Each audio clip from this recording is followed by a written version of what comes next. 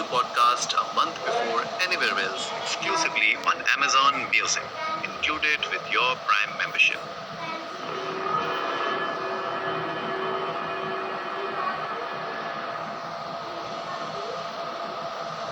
और जो तैयार थे भागने के लिए वो वहां से भागे और उसी चक्कर में जो बाकी बचे हुए थे वो भी भागे, क्योंकि आप उस चक्कर में सब कुछ भूल जाते हो और बस आपको उस जगह से निकलना होता है। ऐसी सिचुएशन में किसी भी जगह या कुछ फेमस हॉन्टेड लोकेशंस के नाम आपकी ज़ुबान पर चढ़े होते हैं। जैसे कि कभी भी कोई हॉन्टेड लोकेशन की बात होती है तो सबसे पहला जिक्र आता है भानगढ़ का। भानगढ़ को बहुत सारे टैग दिए गए हैं, अलग अलग नाम, कोई कुछ कहता है तो कोई कुछ, अलग अलग कहानियाँ हैं यहाँ के बारे में। तो चलिए आज बात करते हैं वहाँ की एक कहानी की। कहानी है कुछ दोस्तों की जो कि राजस्थान के रणथंभौर गए हुए थे। वहाँ से घूम फिर के जब ये वापस आ रहे थे जयपुर की तरफ, जब आप रणथंभौर से जयपुर की तरफ आते हैं तो बीच में एक रास्ता पड़ता है जहाँ एक बोर्ड पर लिखा हुआ है एक एरो के निशान के साथ 30 किलोमीटर दूर भानगढ़। मैं बताना चाहूँगा कि ये कहानी बिल्कुल सच्ची कहानी है भानगढ़ के बारे में। तो जब रणथंभौर की तरफ से आ रहे थे जयपुर की तरफ, ये बोर्ड देख के सभी को चुल हुई कि भानगढ़ चलते हैं, देखे तो सही वहाँ होता क्या है। सारे लड़के लड़के बैठे थे गाड़ी में, तो सभी के मन में ये था कि यार एक बार देख कर आते हैं कि भाई बात क्या है जो हर कोई इसकी चर्चा कर रहा है। आज तो देख कर आएंगे ही। और जिस टाइम ये लोग यहाँ थे रात के 1 बजे थे। रणथंभौर से घूम फिर के रात को डिनर किया और निकले थे फिर वहाँ से। आधी रात का वक्त था जब वहाँ बोर्ड के पास पहुँचे तो सभी के मन में था कि भानगढ़ में ऐसा क्या है वो देख कर आते हैं। उनमें से कुछ तो ऐसे थे जो चाह कर भी मना नहीं कर पाए कि जाना है कि नहीं। आपको बताना चाहूँगा जब आप वहाँ जाओगे तो उसकी कोई ऐसी बाउंड्री वगैरह नहीं बनी हुई है, मतलब वहाँ की लीगल एंट्री बस एक ही है, बाकी तो घुसने वाले कहीं से भी घुस सकते हैं। और जो मेन एंट्री है वहाँ पर सिक्योरिटी गार्ड्स के साथ साथ कुछ पुलिस वाले भी होते हैं। लीगली आप 5 साढ़े 5 बजे तक वहाँ घूम सकते हैं, उसके बाद आपको वहाँ पे जाने नहीं दिया जाता, नो एंट्री का बोर्ड लगा दिया जाता है। ये भानगढ़ का किला अपने आप में बहुत बड़ा है, काफ़ी बड़े एरिया को कवर करता है। और जो वहाँ थोड़ी बहुत दीवारें वगैरह बनाई हुई हैं, वहाँ कई जगह से लोगों ने दीवारें तोड़ी हुई हैं, लेकिन जो मेन किला है वो काफ़ी अंदर जाके आता है। तो ये दोस्तों का ग्रुप गया मेन गेट के पास, थोड़ी दूरी पर अपनी गाड़ी रोकी। तब तक इन्हें वहाँ कोई दिखाई नहीं दिया, ना कोई सिक्योरिटी गार्ड था ना पुलिस वाला। जब वो अंदर जाने लगे तो उन्हें कहीं से सीटी की आवाज़ आई। वहाँ मेन गेट के पास एक पीपल का पेड़ है, उसी से सटकर उन्होंने अपना बूथ चेक पोस्ट बनाया हुआ था जहाँ से वो नज़र रखते हैं, ध्यान रखते हैं कि कोई अंदर ना चला जाए इस टाइम पर। तो इन्होंने सिक्योरिटी गार्ड से रिक्वेस्ट की कि एक बार इन्हें जाने दे, बस देख के आते हैं कि ऐसा क्या है अंदर जो इसके बारे में इतनी बातें बनाई हुई हैं। इनमें से कुछ लोग डर रहे थे पर आज देखना ज़रूर था। तो जब इन्होंने रिक्वेस्ट की तो सिक्योरिटी गार्ड ने कहा कि फ़ौरन निकल जाओ यहाँ से, वरना थाने में बंद कर दिए जाओगे, तुम्हारे जैसे बहुत लोग आते हैं। तो उन्होंने अपने हाथों के इशारों से ही उन्हें वहाँ से भगा दिया। ये लोग वापस से जाने लगे और वहीं उसकी दीवारों के आसपास जो हल्की फुल्की बाउंड्री सी है वहाँ पे अपनी गाड़ी घुमाने लगे। कुछ लोग कहते कि भाई इतनी दूर आ गए हैं, अब तो देख कर ही जाएंगे, गार्ड को कुछ पैसे ले दे के मनाते हैं। कुछ समझदार लोग थे जो अपना दिमाग चला रहे थे। ऐसे में जब कहीं 4-5 लोग अपना दिमाग चलाएं तो समझ जाना कि अब कुछ खतरनाक होने वाला है। और ऐसी सिचुएशन में जो लोग वो काम नहीं करना चाहते वो भी फंस जाते हैं कि चाहो ना चाहो जाना पड़ेगा, जेल की रोटी खानी पड़ेगी, जेल का पानी पीना पड़ेगा। ये हालत उन लोगों की हो जाती है जो बेचारे बेमतलब में फंस जाते हैं। तो जब वो अपनी गाड़ी वहाँ घुमा रहे थे तो उन्हें मेन एंट्री से हटके एक और एंट्री दिखाई दी जहाँ से आप अंदर जा सकते हैं। वो नॉन ऑफिशियल एंट्री थी।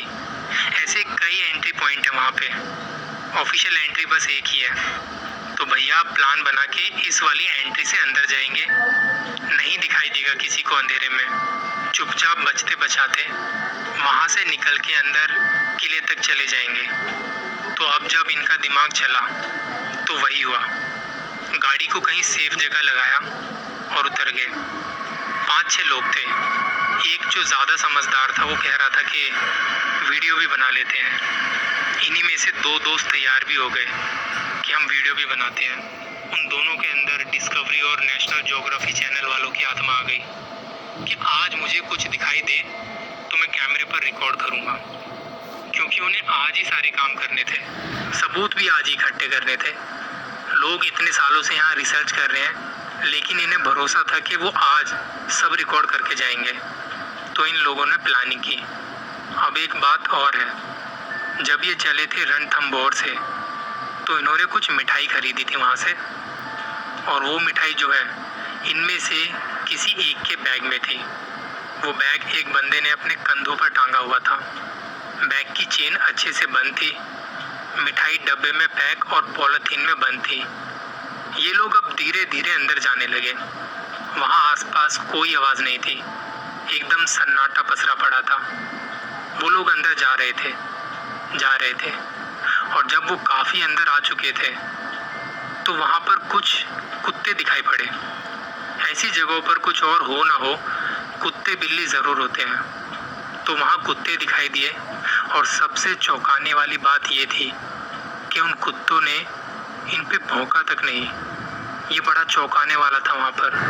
मतलब जंगली कुत्ते हैं और उन्होंने भौंका तक नहीं। ऐसा लग रहा था कि मानो वो कह रहे हो कि इन्हें जाने दो, हमें क्या। वहाँ ये लोग सोच रहे थे कि अगर इन्होंने भौंका और इनकी आवाज़ सुन के कहीं वो सिक्योरिटी गार्ड आ गया तो हम फंस जाएंगे बेमतलब में, थाने के चक्कर काटने पड़ेंगे। और कई सारे कुत्ते थे वहाँ, मतलब पूरा झुंड था, 10-12 के करीब होंगे। अंधेरे में ज़्यादा कुछ तो दिखाई नहीं दिया। वो लोग अब और आगे बढ़ने लगे। सारे एक साथ ग्रुप में थे, क्योंकि डर लग रहा था, गला सबका सूख रहा था।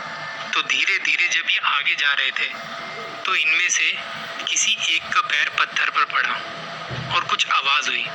सभी को लगा कि ये जो कुछ भी हुआ है वो हम में से ही किसी के साथ हुआ है, कोई नहीं है हमारे सिवा यहाँ पे, ये हम सभी मान रहे थे।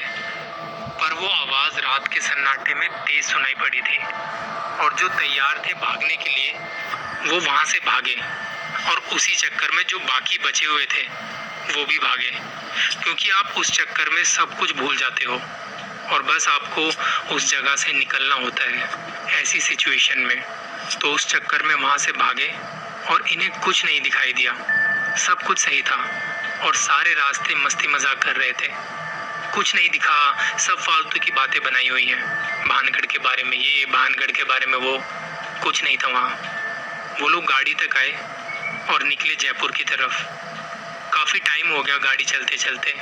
तो वो जो बंदा था जिसका बैग था, उसने कुछ सामान निकालना चाहा बैग से। तो इनमें से एक बंदे ने बताया कि वो सोच के भी गए थे कि वहाँ कोई जगह देखेंगे और अंदर ही बैठ के खा पी भी लेंगे। मगर खैर वो बैग खोलता है कुछ सामान निकालने के लिए। फिर जब बैग खोला तो ऐसा लग रहा था जैसे किसी ने हाथ मार के बंद डब्बों को खोल के मिठाई निकालने की कोशिश करी हो, जबकि साथ वाले किसी ने भी बैग को नहीं खोला था। हमने कुछ भी नहीं किया, सारे लॉजिक लगा के देख लिए।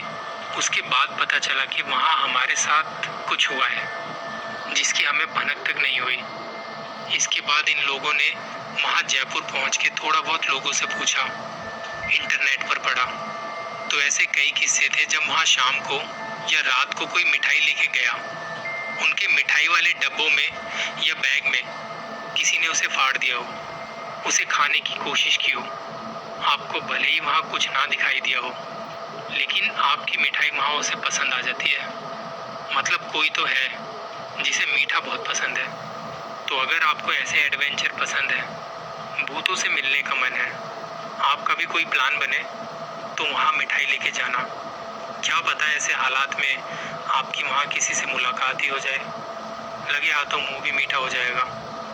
मजाक में भी ऐसा मत करना, बहुत बड़ी मुसीबत में फंस सकते हो तुम। तुम्हें ज़रा भी अंदाज़ा नहीं है कि कितना खतरनाक हो सकता है ऐसा करना। अपना ख्याल रखिए।